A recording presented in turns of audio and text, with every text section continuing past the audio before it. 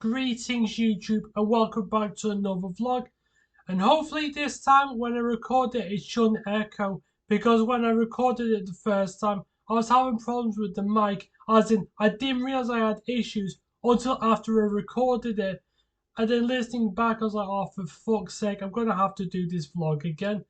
So this is take 2, and hopefully this time the mic isn't echoing. Yeah, because for whatever reason I messed about with the settings. I thought, you know what? It's all hunky dory. Everything should be good. Well, no, it wasn't. So, so this is my second take. So anyway, how are you doing? I hope everyone is doing great. I know I've been a bit busy. That's probably why you haven't seen me upload in just over 2 weeks. I mean, I've had stuff planned, but I just haven't had time. And it didn't help with me having a few technical issues the first time. So, anyway, let's crack on with the vlog. So, I've got 3 topics to discuss. Topic number 1 is people with smartphones, and I don't just mean normal people. I mean people who are thick as shit and a bit narcissistic because they want attention. Second one is cashless money and its disadvantages. And then the third one is nostalgic pickups, and it was from my favorite show as a kid, my favorite kid show, not favorite cartoon because that would be Tom and Jerry, but I will talk about that when we get there. So the first subject is I put idiots with smartphones. So yeah. And yeah, the reason why I want to talk about this was because me and a work colleague had an interesting discussion about this over a dinner break. And yeah, they brought out a lot of good points, which I agree with. I mean, a lot of these points are like the most obvious ones, but they're still interesting to talk about regardless. Yeah, and the first one that they mentioned was they're saying that they've hung around people who they thought were their best friends, but they've seen their friends change because the smartphone has controlled their life, and it's like as if they're a different person. And I agree with that because I've been noticing this for I'd say a good 10 years or so, and I think it's just getting worse from here on out. But like I say, they're saying that people are just not interacting with people the same way that they used to because of smartphones. I know many argue that, oh yeah, it's been like, yeah, COVID has had an effect on that, but I've been noticing that before the pandemic and all that. But I don't know. It's just getting worse. I mean, yeah, you can still have good conversations with people on their phone, on social media, because on YouTube I've made quite a few friends. Like I say, I mean, you say goodbye to old friends because either they have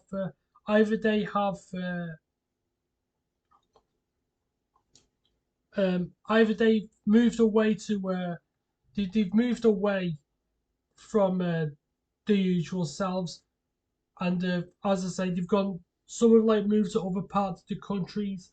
Some have some have had different careers, and they've had to change their personality for whatever reason. Sometimes I've seen people change their personality for the better and good on them, where I've seen others change it for the worse. And although most people who I know, whether it be here on YouTube and outside of YouTube, are absolutely fantastic, there are a few people who who for whatever reason don't really, how can I put it, don't really seem as interested in talking to people like they used to because the phone has consumed their life. And some of these people who you could have conversations with, you used to bounce off the walls with, and have fun for hours. I've seen people like that where they have loads of fun, but as soon as they started using Facebook, it's like as if it's the only thing that they want to do with their time. Yeah, they're more interested in looking at pointless crap and stuff that has no impact on their life whatsoever. And as a result, conversations between certain people have limited to the point where they're only they're only thinking, yeah, they're only thinking of social media rather than the real world. And talking to some of them, if you can even call it that, they only limit their words to like they only limit themselves to one word answers and you'd be lucky to get a 2 word answer. And that 2 word answer being I know. And yeah, they sometimes do that because they think, oh, that way people think that I'm listening to them when I'm not. Well, it don't work because people can see through that. People who actually have half a brain cell can see through this bollocks. Yeah, and what I've done as well, just to test it. I'm not sure if other people have done it, but I mean I've experienced that with other people, and I talk to them and like they're on the phone, and then you're like yeah or no, and then I go and then I respond back to them, and I say to them, "Can you remember what I was talking about? Do you know what the subject is?" And then they spend a couple of seconds trying to think like, uh, well, you were talking about such and such. I'm like, no, I bloody wasn't. Pay attention.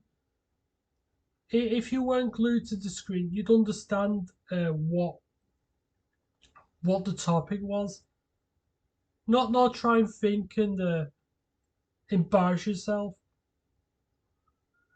I mean, I get that some people are very shy and don't really want to talk, but I'm talking about those who are not shy whatsoever. People who used to be outgoing and spontaneous to just change and limit themselves to a piece of technology. I mean, there's plenty of things to do. Go outside, go for walks. Just do something a bit more interesting with the life, with your life. Yeah, I've seen people used to be outgoing to just extremely introverted. Which I mean, there's nothing wrong with introverted people, but these are beyond. They went from extroverted to introverted all in the space of I don't know a couple of months, and it's only gotten worse from here. Like I say, smartphones they do have their uses, but more often than not, people are like using their phones for the wrong reasons, and they will spend at least half the day, if not 3/4 of the day, straining their necks and thumbs on a touch screen. I mean, come on, you're better than that. And it's frustrating to see because there's so a lot of people they gone through nursery, school, college, university.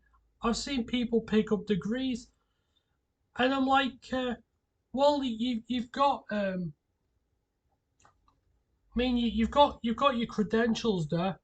You use them, put them to good use, and although most people do put it to good use and end up working good jobs, there's a few people who've gone through all of that process just to look at a fucking phone all day. I'm like, what's the fucking point in your parents taking you to school if you're going to regress like that? It's frustrating because I mean, I understand that getting a job is hard, but the thing is, you gotta put effort into it. You gotta put if you want, you gotta put heart and effort into it. You can't just succumb to a mobile phone because oh yeah, I've got nothing else to do, so just screen. I mean, there's plenty of opportunities out there. You don't know unless you look. And staring at a phone all day isn't going to get you anywhere, is it? I mean, I know I've got a smartphone, but I only use it if and when I need to, not use it for the sake of it because, oh yeah, my life, my phone is more important than my actual well-being. I mean, come on. And myself, when you've been on the computer all day, the reason why I'm saying that is because I work in graphic design. Being on the computer a lot of the time does it makes you miserable, gives you headaches, you get dizzy, and so whenever I'm on the computer, I take a a reasonable break off it because I've noticed myself. I feel more.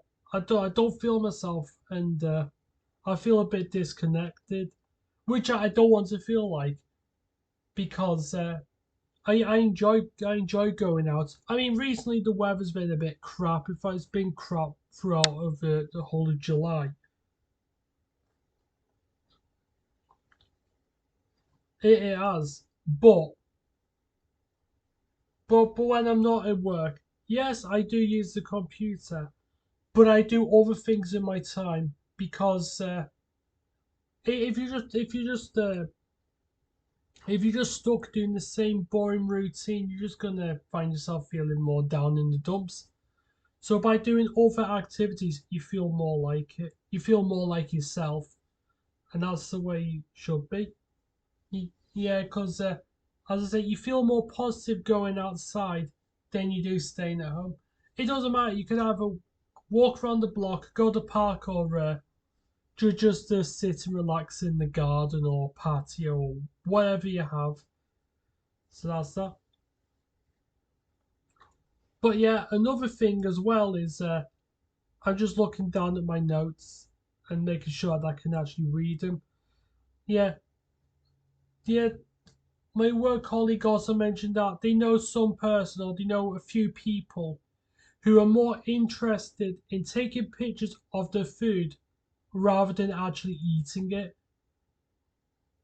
And then they say they have like the partner or someone posting an over exaggerated reply, making their food sound posher and more exciting than what it is. And that could be anything like beans on toast. I mean, beans on toast for fuck's sake. It could be anything like that, or a jacket potato with prawn or I don't know, cheese. But they always try and like hype it up and make it sound like as if they went to a fancy restaurant when all it is, it's basic food. I mean, there's no wrong with basic food. If I prefer your stuff like that, I'm not really into your fancy stuff and all that lot. I don't do fancy. But for goodness sake, don't try and make it sound posh when it's as basic as bread and butter. Oh, my lovely husband made the best beans on toast ever. Oh, and also, and then they're like, oh yeah, my gorgeous wife.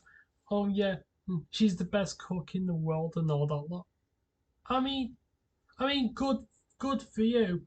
I haven't got an issue with people posting food if they're celebrating an occasion, a, where it'd be like a birthday, an anniversary, or I don't, yeah, wedding or an anniversary or something like that. That's fine. But then you just get people just posting it on days where it's not like that. Yeah, it's good that you're proud of your cooking. That's fine. But you'd be more proud of it by fucking eating it instead of just letting it go cold because oh yeah, I gotta get the right angle for me. picture. Oh yeah, I gotta show it off. Yeah, and then because of that, I was reminded of the time when one of my neighbours went on holiday. I think he went to Paris or somewhere like that. Yeah, they went to like this posh fancy restaurant where it was all like fish and seafood and all that bollocks. I mean, I don't mind some seafood, but they were talking like they were more interested in taking pictures of the food than eating it. And he's saying, "Oh, look at this lovely restaurant, and I'm going to enjoy my fish." But because they went with their kids, they didn't. They actually didn't enjoy what they.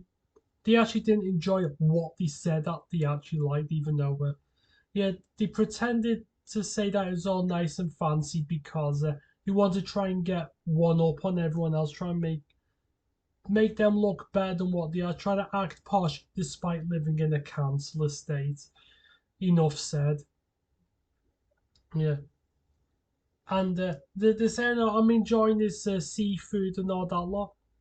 But guess what? They didn't. They didn't even bother eating any of it because they thought it was horrible. So they spent all that money so that they could take a fucking picture of it to show to their friends on Facebook. I mean, that is just. Hmm. I mean, how desperate do you have to be? So because they were with their kids, they end up going to Burger King. And yeah, and I guarantee that they enjoyed the Whopper more than the linguine or whatever the fuck it was they had. I don't know. Yeah. Don't, for goodness sake, be yourself. Don't pretend to be someone or something you're not because people can see through that. Yeah, I know it's ridiculous. Yeah, it's just not on, is it?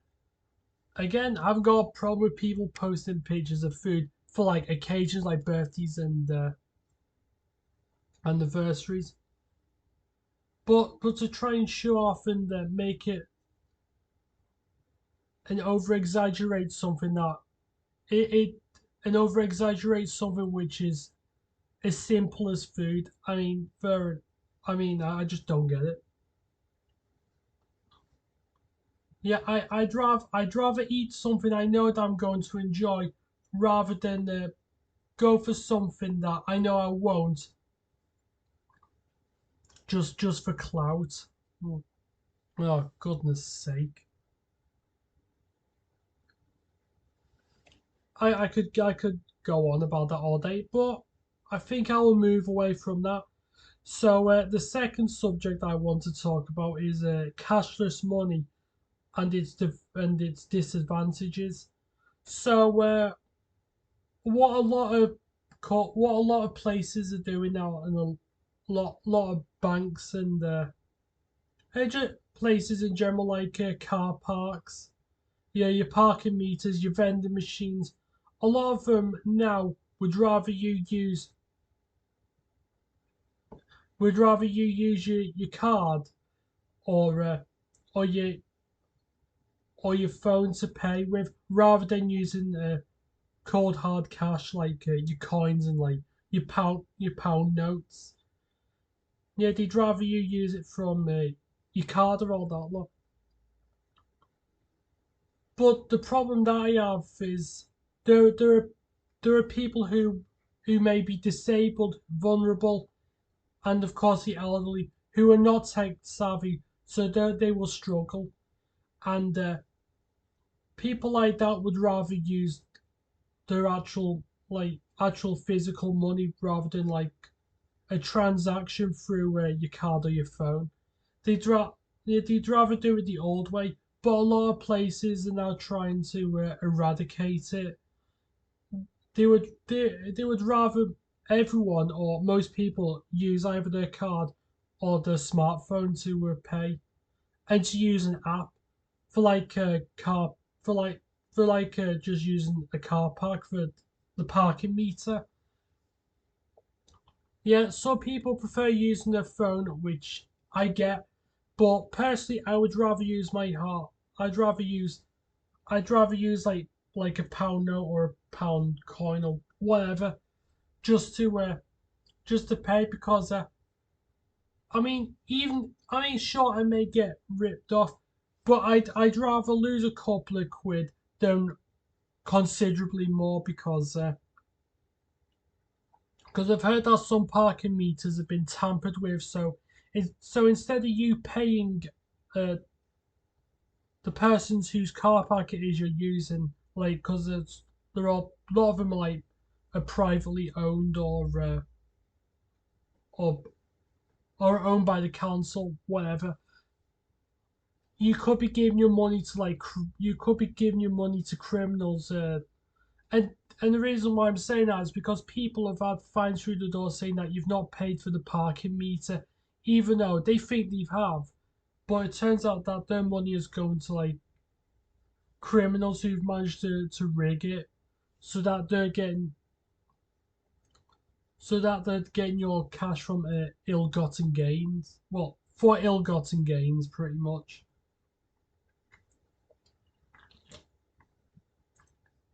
And it is rather frustrating, you know. I mean, I'd say I prefer using my card for certain things, but for the most part, I'd rather use cash. But some people would rather not use cash because you could be out and some absolute bell end will just pickpocket you and then run off. But that's it. I'd say it's up to the person. If they want to use card or cash, they can do, or if they want to use a stupid app on their phone which works whenever it wants to, but then decides that it doesn't want to work on certain days. And it's frustrating because using apps and stuff on your phone is annoying because they can crash and it means you have to restart your phone. And if that doesn't work, you have to uninstall the app just to reinstall it again. And it's a rabbit hole that some people don't really fancy going down. They just want to do it the old simple way and get it over and done with. But no, but they have to make everything. They have to they have to make they have to try and get rid of the simplest things to make it more complicated. And if you're elderly or vulnerable, then unfortunately, tough luck it is. Uh, it's the way it's going. The council wherever you are, whichever part of the UK you're from. Yeah, they need to take heed and understand that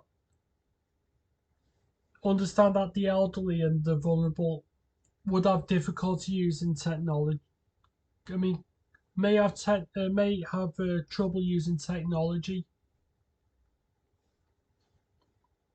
Yeah, I know. And if we go completely cashless, then that'll be a sad day because at this rate, because it'll get to the point where people are no longer people; they're just robots being brainwashed to continuously use their phone and use their phone only and not do anything else with their time. It'd be a sad day if it's just all cashless. And the sad thing is, I think it may happen. I mean, technology is good in its own ways, but an over reliance on it may end up resulting in people just no longer being people. I mean, I've seen, as I mentioned with smartphones, some people have changed because their phone has taken over their entire life. And I mean, thankfully, some of the younger audience, a lot of the younger people out there are starting to realize this, which is good. But as I say, not enough's done. But yeah, I could go on about people are over relying on technology for certain things, but that's another subject for another day. Anyway, Yeah, I know this vlog is a bit all over the place, but I think you're too used to this by now. I am, but sometimes it's like, oh, what the hell? What the hell do I do? I'm all over the place. Help me. Oh well. So yeah, so the third and final thing I got is my pickups, and these are very nostalgic ones for me because I had these tapes as a kid, but yeah, these tapes are from my favorite children's show growing up, and it's a show that started in 1984 and is continuing to this very day. But but the episodes that were made during the 80s and the 90s were the best because when they did the movie of it in the year 2000, which was a disaster, the the show unfortunately went down with it, as in like it went down a rather shitty path. Instead of it being a good kid show for both kids and even the parents who were watching this with you, it just went to a show where they were talking down to children as if they're fucking stupid, like what they're doing with a lot of modern cartoons and kid shows. I've noticed that with some of the ones I watch with my niece and nephew, like Teen Titans. Go, what a load of bollocks! Yeah, I mean, it's a shame they didn't get to experience the cartoons that I experienced and a lot of people experienced during the 80s, 90s, and the very early 2000s. Like we had some great shows. Like we had Chuckle Vision, of course. Who doesn't like that? Yeah, we had Chuckle Vision, Funhouse, Alive and Kick, not Alive and Kicking. That's a song by Simple Minds. Live and Kicking. That's what I was meant to say. And then we had, some good shows like that. I mean, even some of the other sitcoms. But yeah, and then there was great cartoons, especially the ones that run like uh, Nickelodeon, Cartoon Network, and for us Brits, good old CBBC when it was on BBC One, on BBC Two, before they became their own channels. And same with CITV. I mean, I have a lot of fond memories with them. But anyway, enough of this. I'm gonna show you what my favorite kid show growing up was. Yeah, pretty much every Brit grew up watching these in the 80s and the 90s. Yeah, they're still, like I said, they're still making the show today, but it's absolutely shit compared to what it was. And my favorite show growing up as a kid was this, which is Thomas the Tank Engine, which of course, yeah, I was obsessed with this show. In fact, when I was a kid, I was obsessed with Thomas to the point that I had a lot of the tapes and quite a few of the toys. Yeah, everyone had their favorite show growing up, and this for me was my absolute favorite. Yeah, what an iconic show this is. Well, was until it got ruined.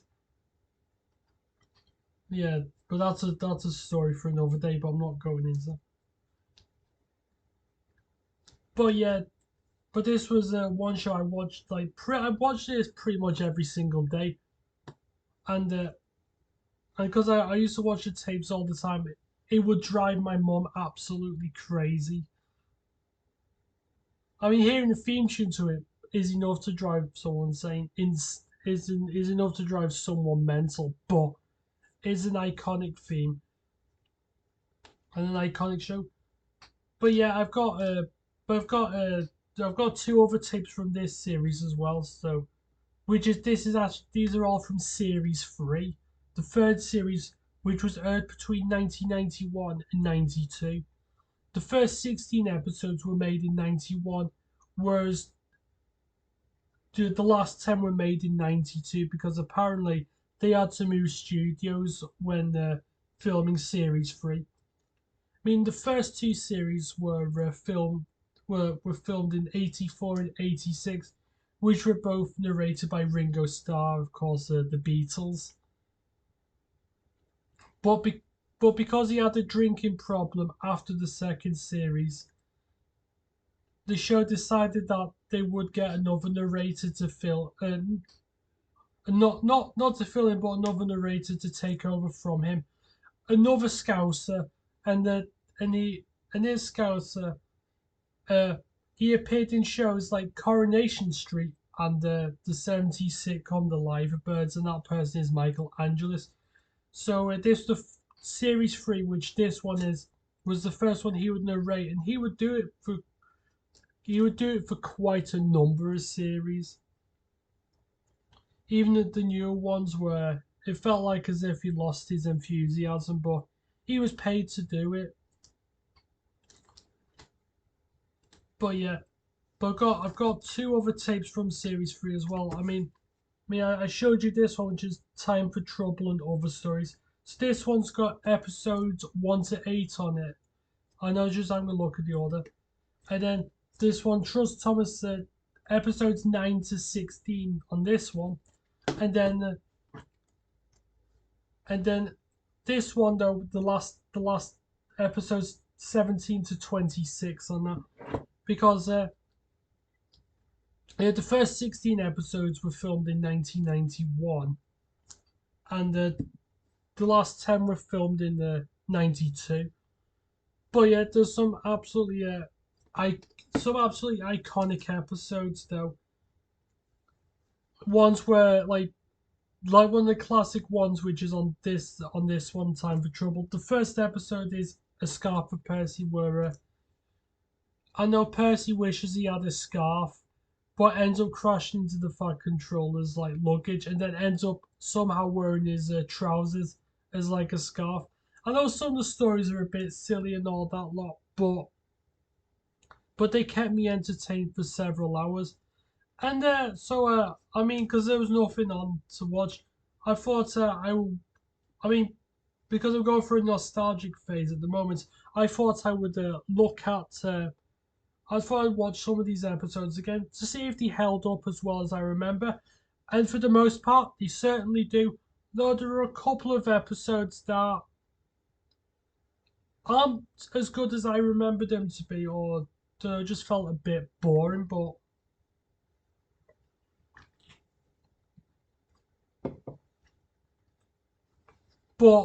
it's just back in the day, it was a well-made show. It wasn't necessarily the stories that were good; it was the music that they put in the episodes as well. Yeah, they put heart and soul into the music that they used and the sets as well, because yeah, the sets that they used were just absolutely breathtaking, even for like the early 1990s. Yeah, this was at a time when they actually put effort into not just kid shows but just TV in general. Back when you could, I don't know, we could have a bit more fun and a bit more creativity. I mean, you can still do that today, but but anything.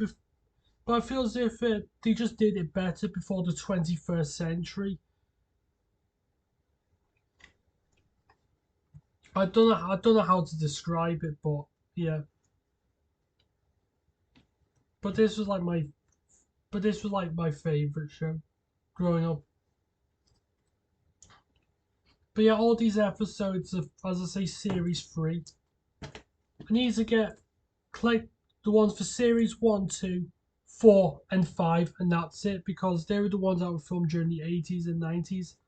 And the ones that I remember the majority of the time being really good episodes, and yeah, left me entertained for hours. But yeah, my favorite episode. Oh, Sorry about that. I thought I heard someone shouting outside. But yeah, my favorite episode on this tape. Well, on all of these tapes, I'll go through, I'll quickly go through all the episodes on here. Yeah, episode one, which I mentioned about a scarf for Percy, though. And if you don't know, Percy's the green one, right? Yeah, and he's one of my favorite characters, though. But I remember, but I remember, I know Gordon's my favorite character in Thomas. He was my favorite growing up, besides Thomas himself and Percy. So I will just I'll quickly go through the episodes. A scarf for Percy. Yeah, Percy dreams of wearing a nice warm scarf around his funnel to keep out the winter winds. What a surprise what a surprise he gets when his wish comes true. Which I mentioned, he crashes into the Fat Controller's luggage and his trousers go flying. But I mean, it's a nonsensical episode, but I don't remember enjoying that one. Episode two is Percy's promise. Yeah, Percy makes a promise to Thomas, and despite a terrible storm, he manages to bring Annie and Clarabelle safely home. Which, of course, if you don't know Annie and Clarabelle, he's the two coaches that Thomas pulls. But but in this episode, Percy and Thomas they decide to swap trains. And yet the storm effects that they used in this, even the rain, is absolutely fantastic. They put a lot of heart and soul into this. Episode three, which is the name of this episode on the front, which is Time for Trouble. And it doesn't have Thomas and Percy on, even though the front cover shows that it does. In the episode, James is asked to pull the express, which is, of course, if you don't know what the express is, it's like a massive train where they pull a shitload of passengers. Yeah, James is asked to pull the express and becomes proud and boastful. But that was his character in the show. He was very full of himself, very full of himself, and more often than not, someone or something always pegs him down the level or two, which is good. Yeah, yeah. His impatience lands him in an undignified situation where, yeah, he boasts to Toby's tram engine that he's this that he's this big engine when really he isn't. Yeah, he gets brought back down to size. So and yeah, Toby has to bring his train home. So the fourth episode is Gordon and the famous visitor. An important engine visits the yard. Everyone's excited except for Gordon, who doesn't trust domeless engines. And what this is referring to is yeah, the engine that visits the island of Sodor, which is yeah, an engine called the City of Truro.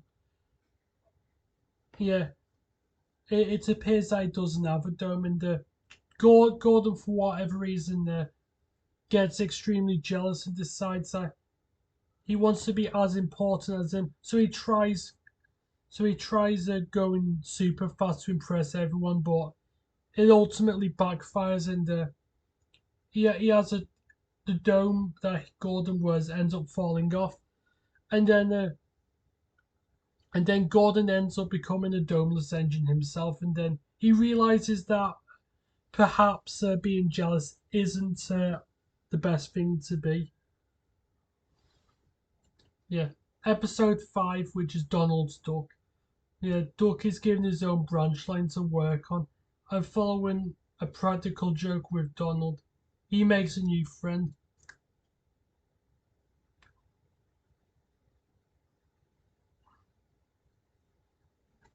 Yeah. So what happens is, I mean, I mean, Duck is proud of his work, and then Donald I know Donald gets a bit pissed off with him. He's like, right, I'm gonna pay you back. But no, what I was meant to say is Duck boast, and then but even though Donald doesn't like it, he tells Duck to be quiet. Duck doesn't like it, so he ends up playing the prank on Donald, and and then one of the prank that he pulls is he puts a duck inside one of his yeah, he hides a duck inside of Donald's like cab where the water goes. But yeah, but I have to emphasize, duck is an engine, but the other yeah, but the duck that he puts inside Donald's cab is a literal duck.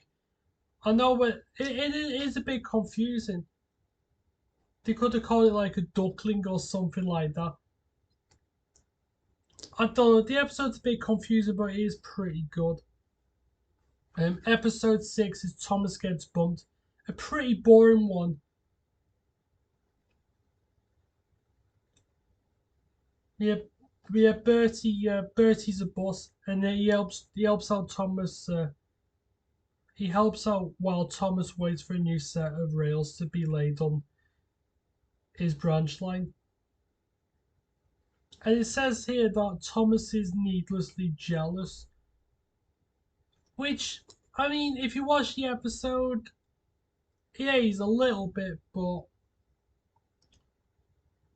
I won't necessarily say he's jealous. I think he's more upset that he can't get to work because where he usually works, the set of lines have been melted by the sun.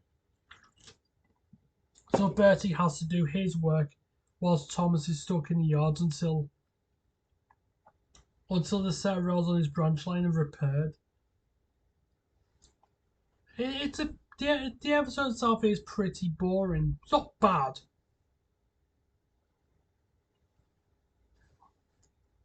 And then episode 7 is Thomas Percy and the Dragon, which is one of the most iconic episodes in the entire show.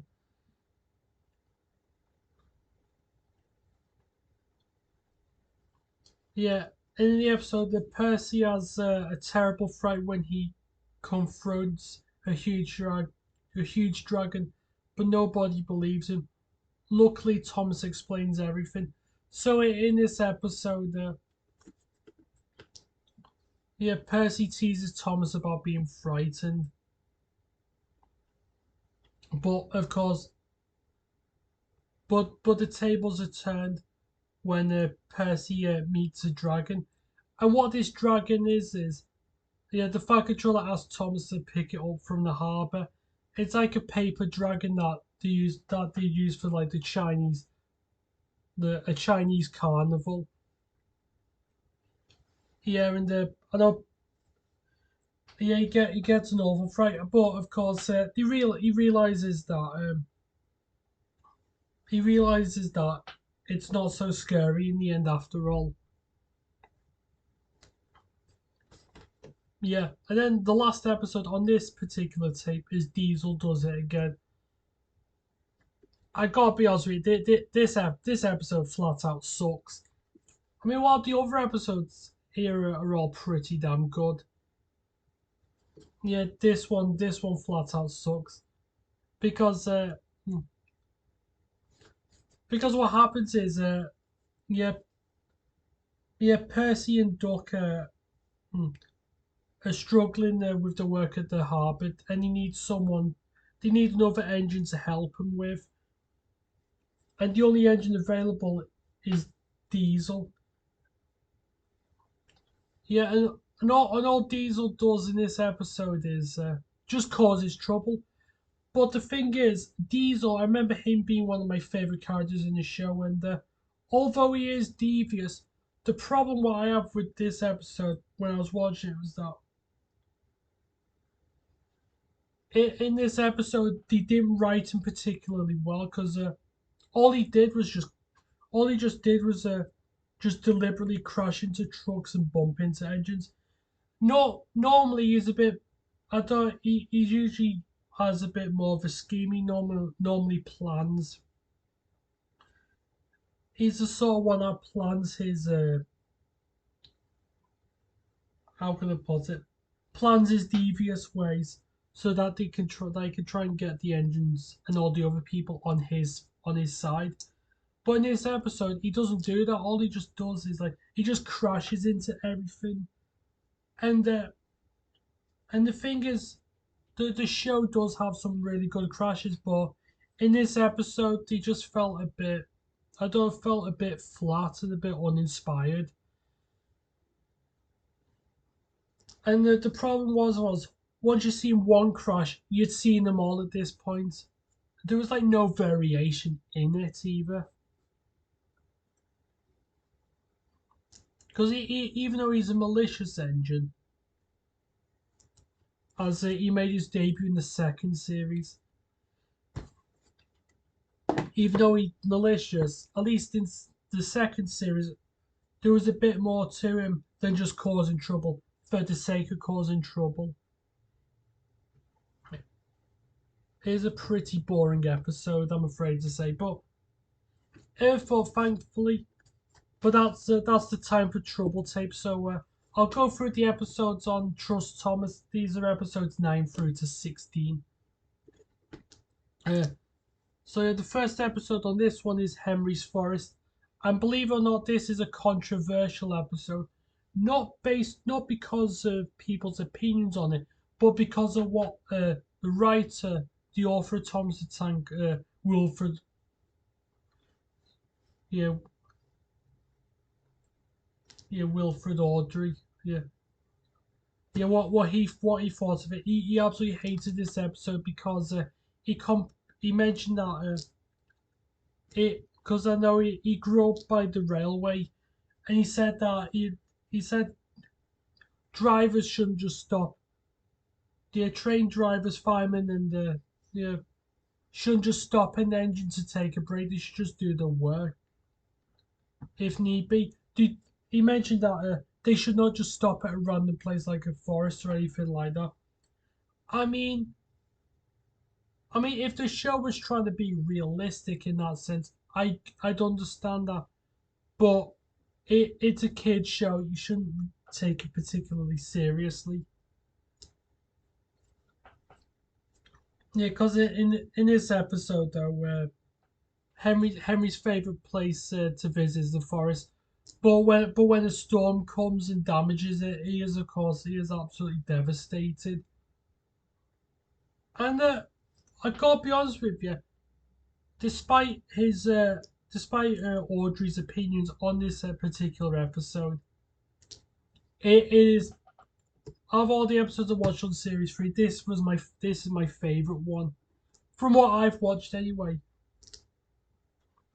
I don't even know what my favorite episode was as a kid, but watching this again, yeah, despite his opinions on it, it's a well written episode. They put a lot of heart, soul, and surprisingly, they actually made it quite an emotional one because he he has seen the devastation on Henry's face after his favorite place gets battered by a storm. You do feel sorry for him, and it just shows you that even though they're sentient trains, they uh, they have they have like personalities, like as if they're like a normal human being. It's weird how they do it, but the fact that they gave the engines like personality and have their own personality traits is something unique, and there are not many British shows that did it as well as Thomas did in the earlier series, as I mentioned. But yeah, the episode's well written, and the scenery is absolutely beautiful as well. Despite it being a controversial episode, it is my favorite because of how well it's written, despite Audrey's disagreement when watching it. And yeah, next episode is the trouble with mud. a pretty mediocre episode.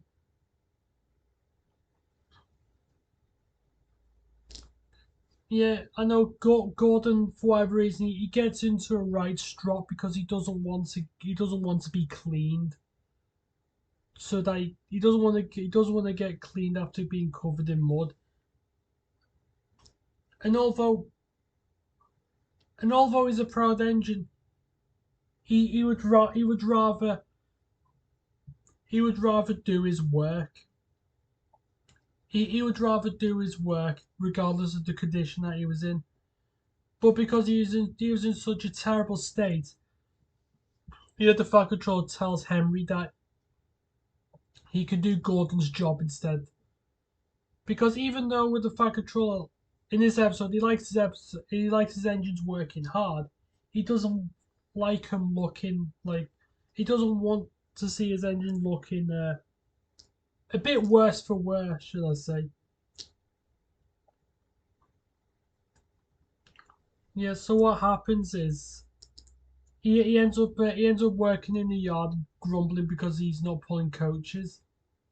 But when James gets stuck on the hill, Gordon has to rescue him, and then the story ends. And then Gordon realizes that although there's nothing wrong with being dirty, you still have to look presentable when doing your work. I mean, it makes sense because in real life you won't want to go to work wearing your pajamas has got like stains and holes in. You won't want to do that. Yeah, next episode, no joke for James. Yeah, it says here James plays a trick on Gordon, which gets him into trouble. Yeah, so what he does is he manipulates Thomas into saying that he's going to pull Gordon's train, and because Thomas can't have any say in the matter, he allows James to pull a train that he's not supposed to pull, and of course Gordon finds out and he gets angry. So the Fat Controller gets word of it, and then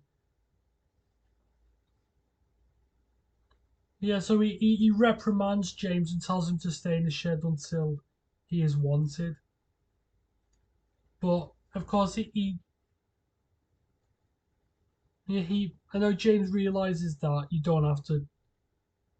He realizes that impress, if you want to impress, do the jobs that you're supposed to do rather than try and do a job that makes you look superior to the rest, but ultimately just makes you look like a right prick. That's the only way I can say it. Yeah, next episode is Thomas Percy and the post trade. Not an awful lot happens in this episode, but the scenery, because it's mostly set at night time, is absolutely fantastic. The nighttime scenes are visually stunning. So, it says there sometimes Thomas and Percy work through the night pulling the post train. Yeah, Harold, who is a helicopter, he thinks that he can make a better job of it. But of course, Thomas and Percy they prove their worth. Yeah, because they have a bit of a rivalry, like trains and aviation. It's a pretty good rivalry to be had. But of course, I know Harold thinks that he can do it better. But but he realizes that he does eventually realize that he is no better because like I know if you're an airplane or a helicopter or any mode of travel, air transport, it of course has the drawbacks like if it's like really windy or really wet and the conditions up in the sky are terrible, it of course can have a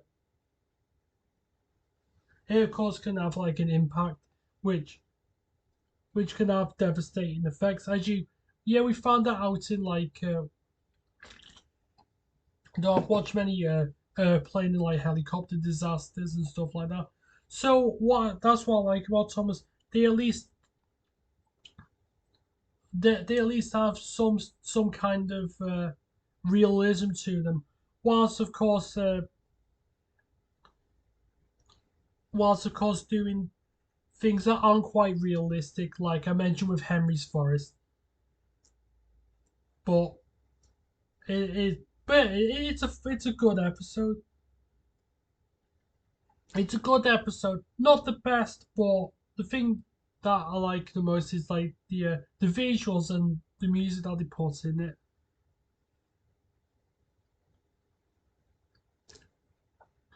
Yeah, next episode is the one that's on the front cover of the tape, which is Trust Thomas. I mean, yeah, this is one of the most infamous episodes in the show. Not a personal favorite of mine, but I do appreciate it. Mm, I do appreciate its story because in this one, Thomas. No, sorry, before that one. Yeah, Bertie the boss. I mentioned him in the other episode. Thomas gets bumped. Yeah, in this one, he learns that he can trust an engine, especially if his name is Thomas, apparently. But yeah, yeah, in this episode, yeah, Bertie complains about the road being too bumpy, and then he's like, for fuck's sake, yeah. I know. I keep hearing things that. I mean, living in this neighborhood, you hear. I don't. You sort of hear occasional shouting and other stuff. But anyway, let's cut to the chase. But yeah, in this episode, like Bertie's not happy with the condition of the roads being bumpy, and then he complains to Thomas and says that, oh yeah, because you run on the pair of rails, you don't have to worry about those sort of things. But of course, Thomas, of course, he he knows in this episode that it's not as easy as Bertie suggests.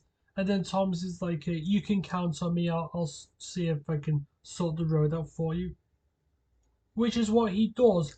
But before that, Thomas ends up he ends up crashing through some buffers and almost getting bogged down in the river. But as I say, he gets rescued and is saved. And then by the time Thomas is saved, the road's apparently repaired, which is weird because it's like as if it all happened in the same day. Yeah, the episode is a bit all over the place. I mean, the crash itself is pretty good, but the episode is a little bit over the place. Good, but just a bit. Yeah, I don't know, a bit weird. Yeah, and then the next episode is Mavis. Yeah, yeah, Mavis is a young diesel who works at the quarry. She causes Toby, who I mentioned in the episode Time for Trouble. Yeah, she causes Toby a lot of trouble because she reckons that she can do the work better than he can, and he thinks that his helpful advice is not needed. But of course, karma comes her way, and then she gets stuck on a set of lines which yeah, Toby tells her to use the weight of the trucks to like push her down it to get a bit more speed and a bit more lift. But because she ignores his advice, she ends up getting stuck. And what makes it worse is the rails are dead icy due to frost and ice, frost and the snow. Yeah, and then she realizes that she still has a lot to learn. And she rectifies this in the next episode, Toby's Typewriter.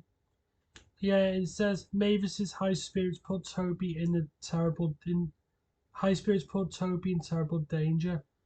Yeah, Yeah, well, what she has to do is because she, even though she has a lot to learn, she gets fed up as working in the quarry, so she asks the trucks to bump her, try and bump her to get past a certain. Yeah, she has the trucks to push her past a certain level crossing so that she can get out. Yeah, the trucks decide to bump Toby anyway because Mavis fucks off and does something else. But because the trucks end up pushing him, Toby ends up uh, Toby ends up uh, crashing into a bridge that's about to collapse, and because it's over a wooden bridge. And how broken it's become, it becomes more of it becomes like a tightrope, hence the name of the episode. And of course, Mavis rescues him, and then all is good.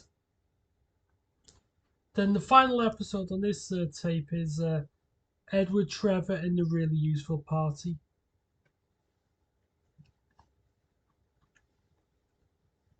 Yeah, yeah, Trevor might be old, but they are really useful. Yeah, the contribution to the Vickers Garden Party makes everything a success.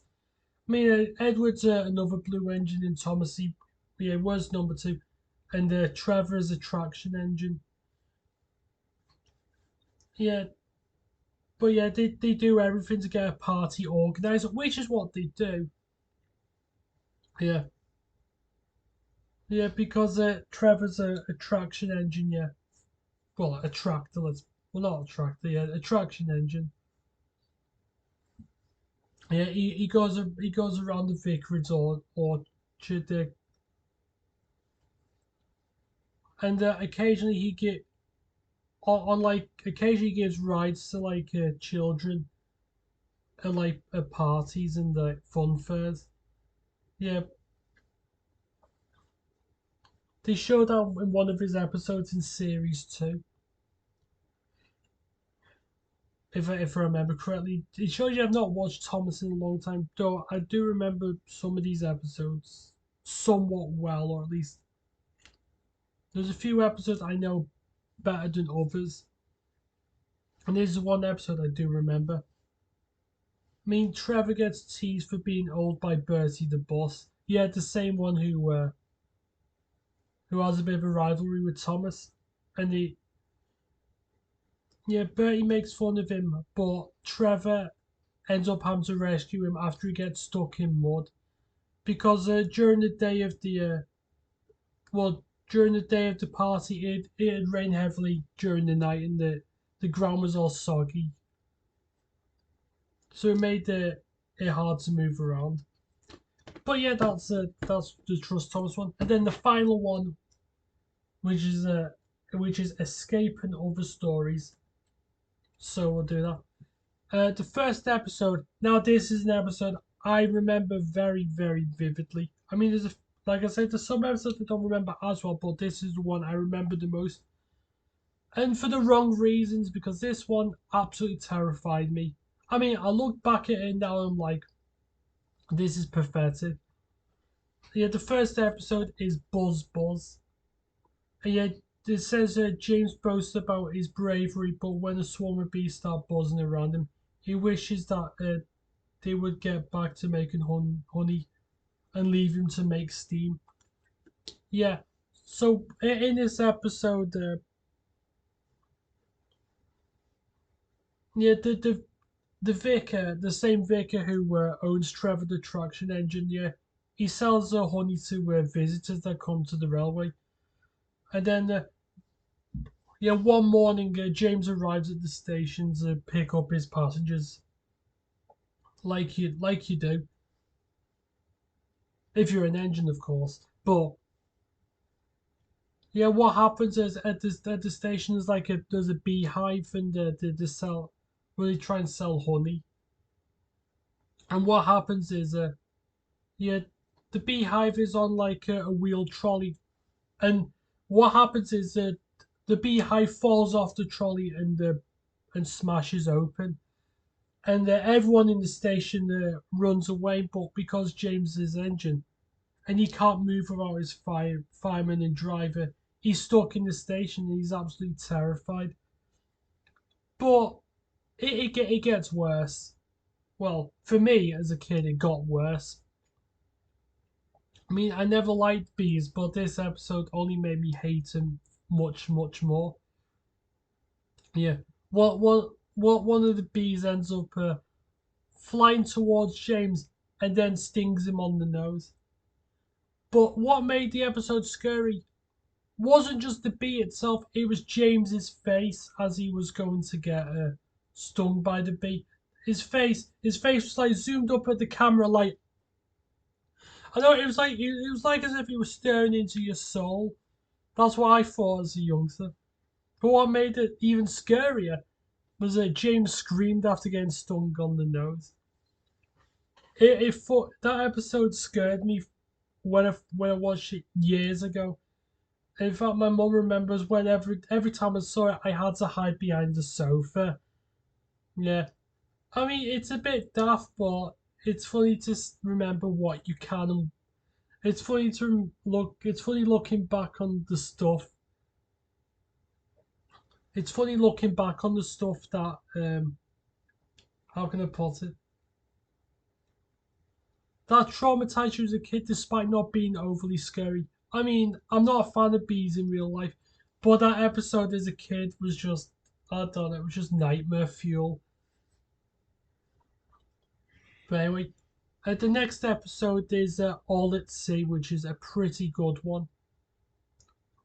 Yeah, when the Island of Soda Regatta is held, which is like it's like a boat race or a venue where people gather up and show off their boats. Yeah, in this episode, the Duck wishes he could sail away to faraway lands like boats on the water.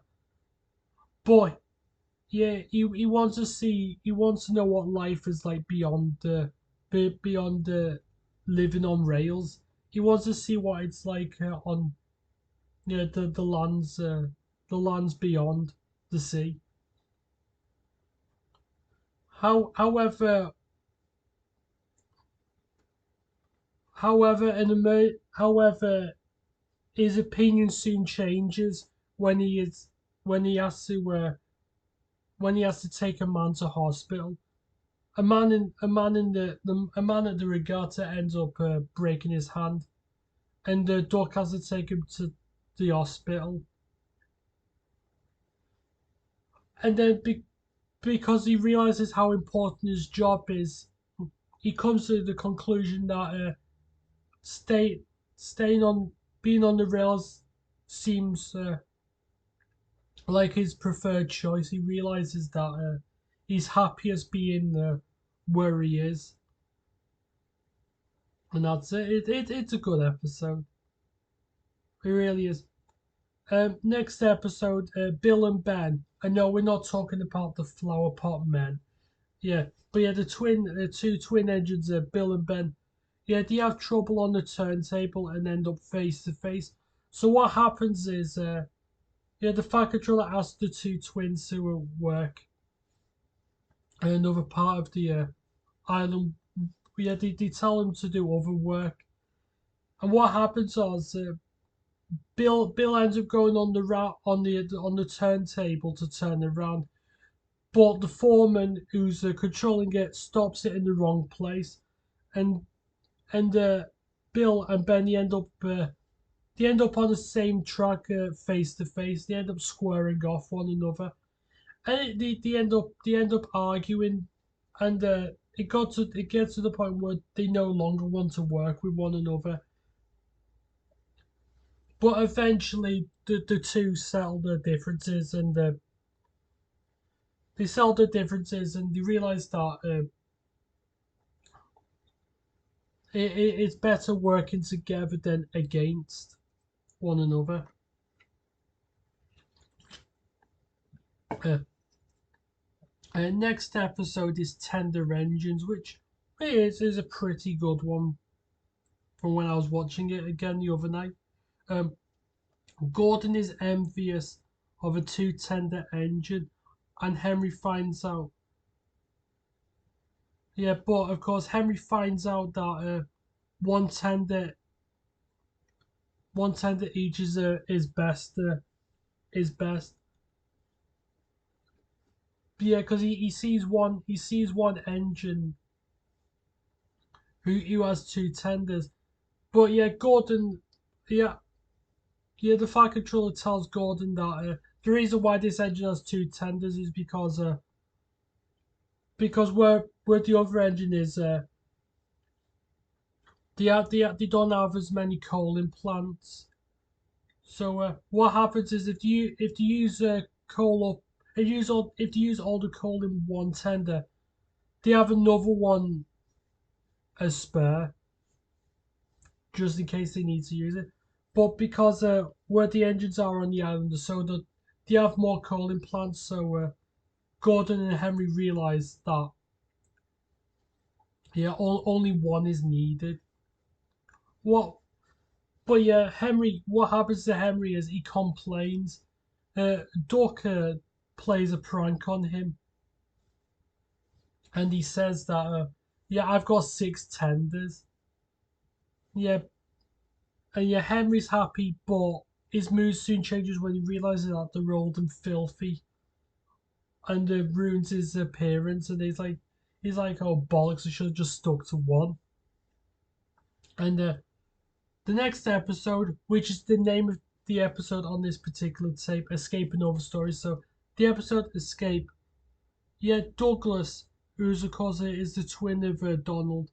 Yeah, he pulls a midnight goods train. He pulls a midnight goods train to another part of the island. Yeah, however, he encounters an engine called Oliver and his brake van towed. And yeah, those Oliver and Toad almost get scrapped, and because Douglas is here, he doesn't know what to do. But then he's like, fuck it, you coming with me. You're not gonna get scrapped.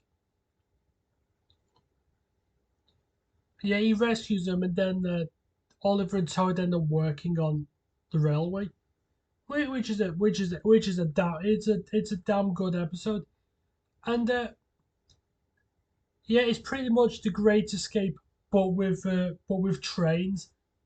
And you know, it's actually it's a well written episode.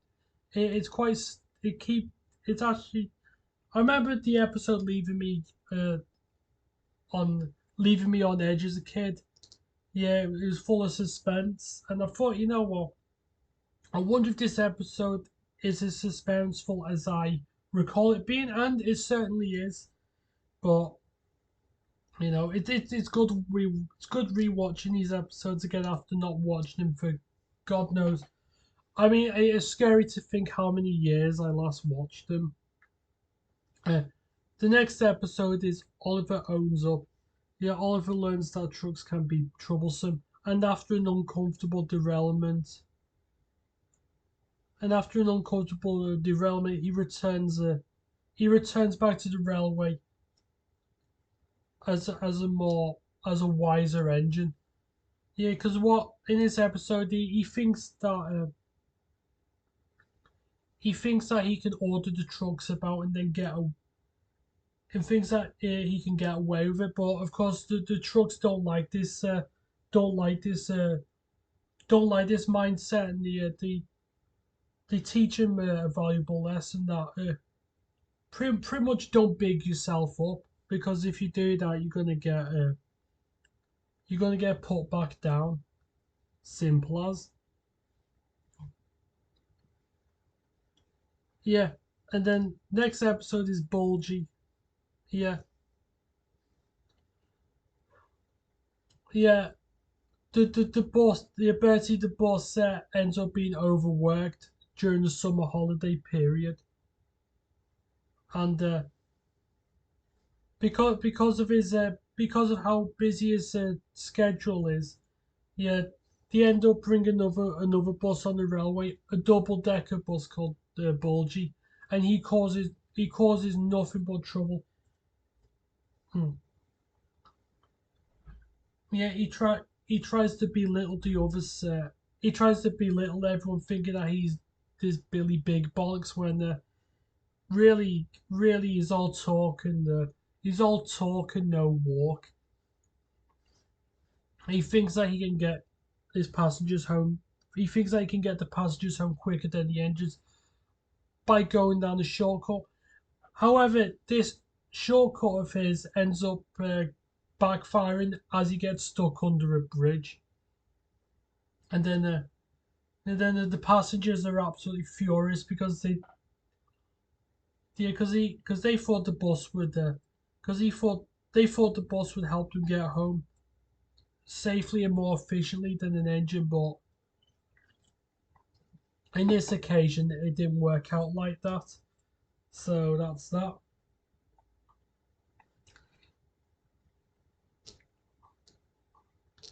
And yeah, because of his ways, the fire controller turns him into a hen house. Because he'd rather have engines that work hard, not just engines, buses. He'd rather have his railway running efficiently as possible. He doesn't want unnecessary actions and actions to like derail his uh, his livelihood pretty much. So next episode is Heroes, another episode with Bill and Ben. Yeah, Bill and Ben take advice from trucks and get into a muddle. Yeah, so pretty much yeah, Bill and Ben yeah, they have to organize trucks in at the harbour, but due to peer pressure, they end up bowing down to the trucks and listening to their demands, which of course makes the yard disorganized, and as a result, a very late shunting Gordon's trucks. But the reason why this episode is called Heroes because in the second half, yeah, but in the second half of the episode, they return to the quarry and yeah, at first everything seems all right, but then they started noticing rocks starting to fall down at the quarry, and then they soon realize that there's a landslide, not a landslide, a rock slide coming, so they have to rescue the workers out of there as quickly as possible. Yeah, so they rescue them, and the Fat Controller praises them for saving the lives of the quarrymen, and of course their crew. Yeah, so they usually, from what I know is that they're cheeky, but in this episode they put their naughty side to bed just to rescue them. And yeah, it's a well written episode. It's always what I like about Thomas though, from what I've seen in some of these episodes, I forgot. Even though some of the engines, some of them behave like pricks, they always have the nicer and more mature sides to them when it really matters. Now we're on the last two episodes. Percy, James, and the Fruitful Day. Yeah, James and Percy both and bicker until Percy ends up in a very sticky situation. Yeah. So what happens is, yeah, James picks up a market train from the harbour where he has to deliver fruit to all the markets on the island. Yeah, and James ends up bragging to Thomas that he's really useful and he's better than Percy for whatever reason. Yeah, he boasts about it, but he ends up karma ends up striking when his brakes end up getting jammed and he can't move. Yeah, I mean Percy rescues James and takes his train off him. Yeah, James. Percy seizes James for his jammed brakes, but Percy ends up crashing the fruit train into a set of buffers, and the fruit and everything gets squashed and makes a right mess on the track. I mean, but what I don't get about it, because he was being careless, he didn't get blamed for causing the accident. He didn't get blamed for it. Normally, they do in a few of the old episodes that I can remember. But it's a pretty good episode. Though some of the stuff in it makes no sense. Like I say, there are times where realism's involved, and there's a few incidents where the few occasions where it's not. So that's that. And now we're on to the final episode of this, and I'm I know got no voice left after this.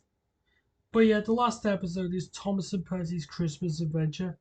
Yeah, yeah, yeah. After, yeah, it snows heavily on the island, and the villagers are stranded. So Tom, yeah, so Thomas Percy, and with some assistance from Harold the helicopter and Terence the tractor, they rescue all the villagers, and they award them with well, yeah, the stranded villagers, they are given like hot drinks and food to keep them warm. And yeah, and at the end of the episode, Toby the tram agent, he collects a Christmas presents, and then he takes them to the shed where the next day the engines wake up, and they have to open up the presents. I mean, it's a wholesome episode, but it's a wholesome episode. I mean, a bit daft and a bit, I don't what how can I put it? A bit nonsensical, but like I say, it's a kid show. And that's me giving a quick summary for all the episodes of this. I'm sorry about how long this vlog has become, but as I say, but sometimes when you're nostalgic about something, you can't help but talk about it when you've got the time, of course. I mean, I know I didn't realize it'd be that long. So on this bombshell, I think I'm going to call it an end here, and I will see you all very soon. So until then, take care and goodbye.